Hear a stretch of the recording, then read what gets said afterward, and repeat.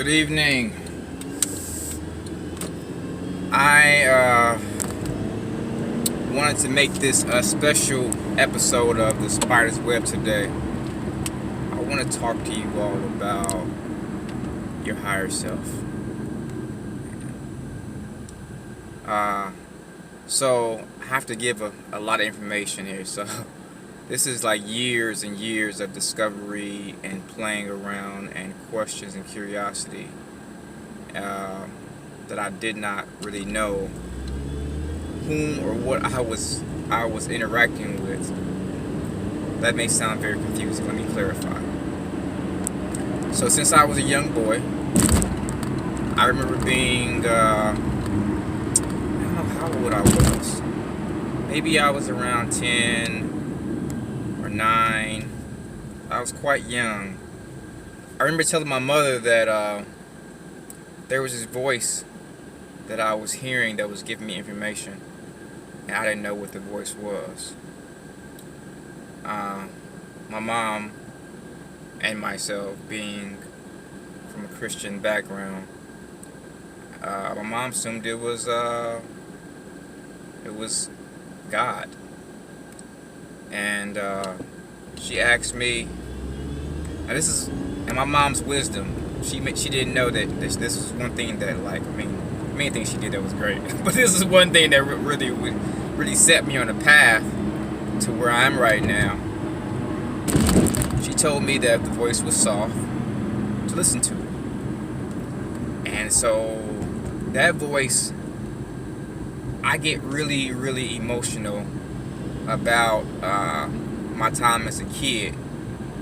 A lot of folks that know I spent a lot of time alone, and I went through a lot. I went through a lot of a lot of things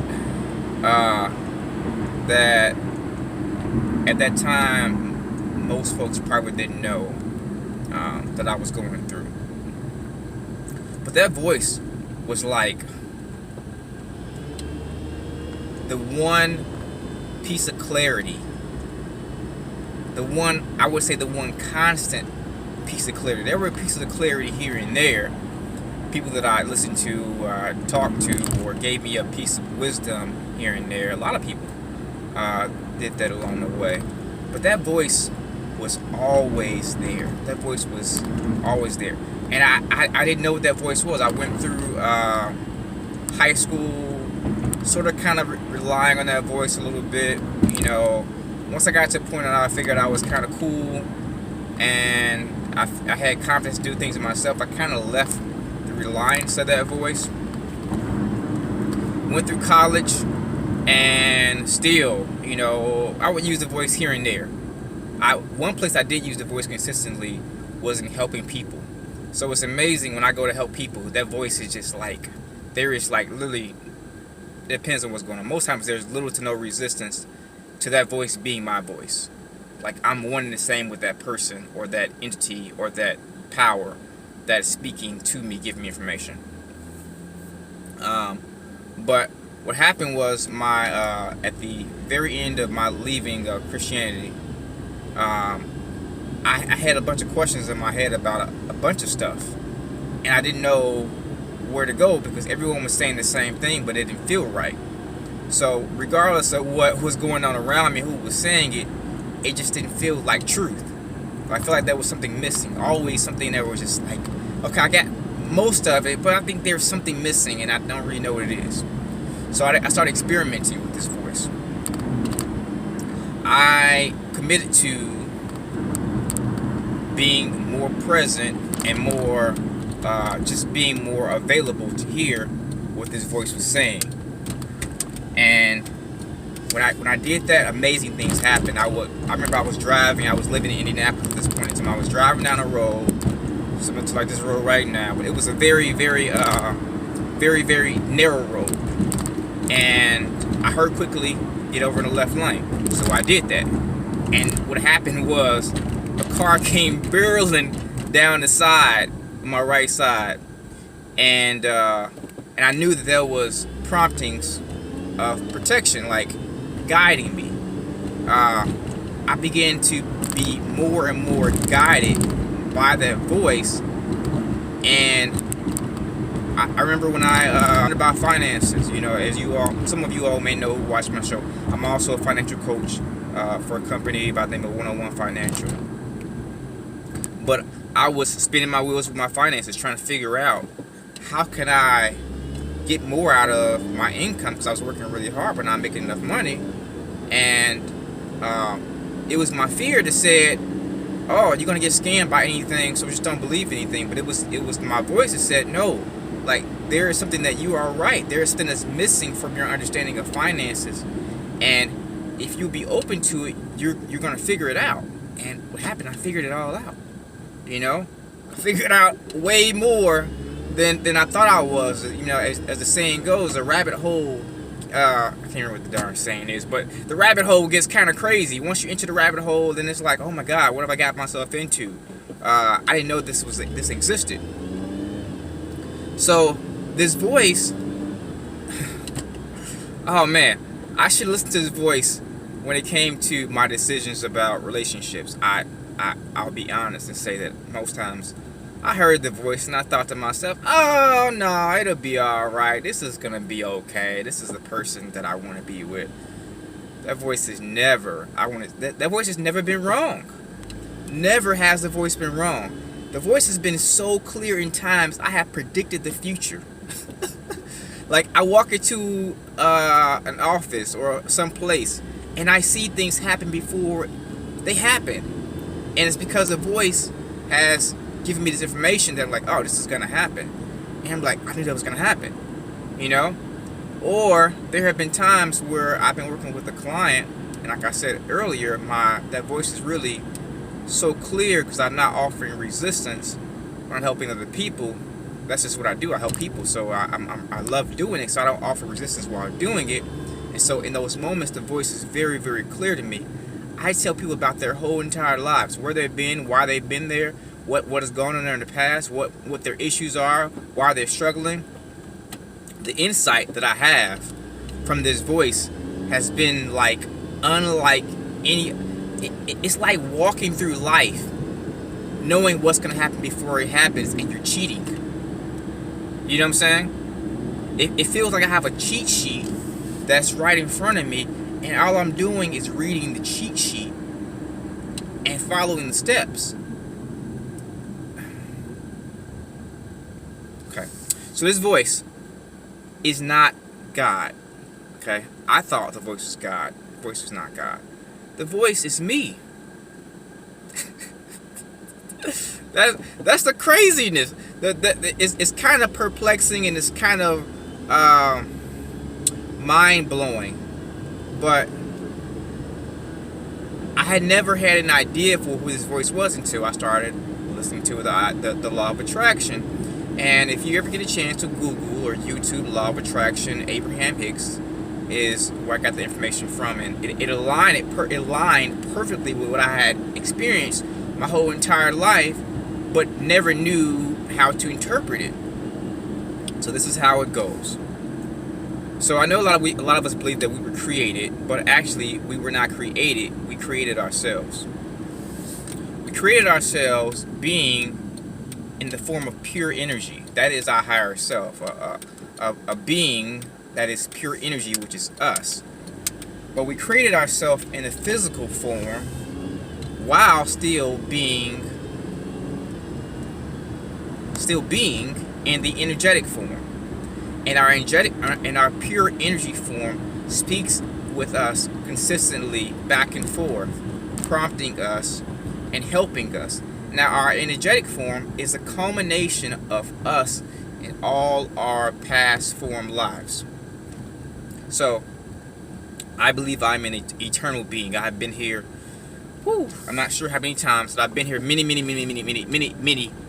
times. And, of course, if you were like me, you have wondered, why can't I remember my past life?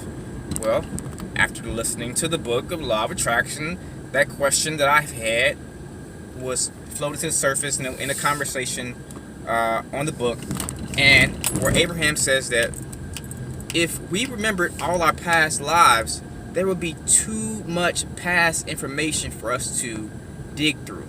It's too much for us to dig through.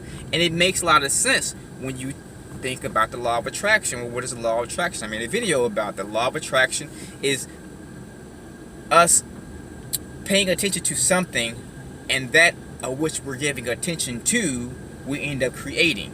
Well, of course, if our past is full of things that are happening, wouldn't it be easier to start off with a new slate, a clean slate, with literally no thought, no past history, and no past information to muck up the waters, so to speak, to dirty the waters? And so our higher self is there as a culmination of all the information. And what our higher self is doing is treating us as if we are a child. You know, if you have children, or if you've ever been around a kid, you distract your kid when they're doing things that they shouldn't be doing, right? You want to get them to, you want to redirect them. So when you go to the store with your kid, and you know your child is going to want the cool toys, right? You don't take them down that aisle. You avoid that aisle. You go somewhere else, because you know what your child, what is best for your child, because you know you're guiding your child. That's what our higher self does. It guides us. It guides us to the things that we want. So if I want a new car, it's not going to guide me to things that will prevent me from getting that car. You know, it's not going to guide me to spending money that maybe what I would use for a down payment for that vehicle. It's going to guide me towards things that will help me better manage my finances, so I can afford the car and pay off the car. It's going to guide me to all kind of things that I'm aware of and things that I'm not aware of. And this is the crazy part that gets me really excited, that I often forget. And I'm so grateful for these videos, because it's really helping me to remember that our higher self is in a position to know where we are, where we want to be, and the path of least resistance. Think about your higher self form, which is pure energy, knowing all the culminating experiences you've had in all your past lives, and knowing where you want to be in this life, what your desires are, what you are giving through your emotions and your attention to what you're giving your attention to, your focus of your attention, then it's going to be guiding you to where you want to be on the path of least resistance. Now that path of least resistance may be hard for some of you all to believe or to even accept, but it's very true. Think about your life and think about what you have wanted, and think about how you've gotten there. You know, one great example is that I wanted to be in social work. That path that I thought I had to take required me to go back to school and incur another $20,000 in debt. I didn't go take that path. That path wasn't available for me. I applied to schools and they denied me. They told me they didn't want me. I mean, think about that. They didn't want a black man in social work. I mean, like, I thought for sure I would be a shoo-in, but I didn't get in. Instead, I ended up working for an organization, a not-for-profit, doing some great work with homeless youth, social work. I got into social work working with Department of Child Services as a contractor because of that work, not by my degree. And check this out. After about 5 years of working in this field, the qualifications changed and I almost lost my job. This is so crazy. It's so crazy. They told me I had to have a degree, specifically in social work, and I didn't have that degree. I didn't have an MSW. I got here based on a degree in teaching and my experience in social work. And they told me that I may not be employed anymore or have a contract with my employer because of the qualifications that changed. And the funny thing about it is I walked into that office. I remember it like it was yesterday. I had so much peace because I had been meditating. I had been understanding that my thoughts, I had total full allowance, which I'm going to make a video on the art of allowing. That's going to be the next video. Actually, I think I made it already. I just haven't posted it yet. But I was allowing, and I had so much trust. I told my current employer at the time, I said, hey, guys, whatever you want to do, I'm okay with. I know I'm going to be okay. I know things are going to work out. And the funniest thing happened is that they worked hard on my behalf to keep me with them. And I can say it because I do my job well. I can say all of that. But I really don't think that was the case. I think the case was that I was trusting, I was allowing, and I knew full well that my higher self was going to take care of me. That my higher self has never failed me. Never, ever given me a lie. Always, always been right about everything that I've ever heard from my higher self. And so, I don't have enough time to talk about this, but this is just amazing stuff. You have a higher self, whether you know it or not. And your higher self knows all that you desire. And your higher self knows how to get you there. And knows the path of least resistance. All that has to happen is you to trust it. Think about that. Think on that. Ponder on that. Feel on that. That's what I want you to do. Feel on that. Great time as always. See you next time on the Spider's Web as I share my many inspirational thoughts and just enjoy speaking to you and enjoy myself. Have a great one. Bye.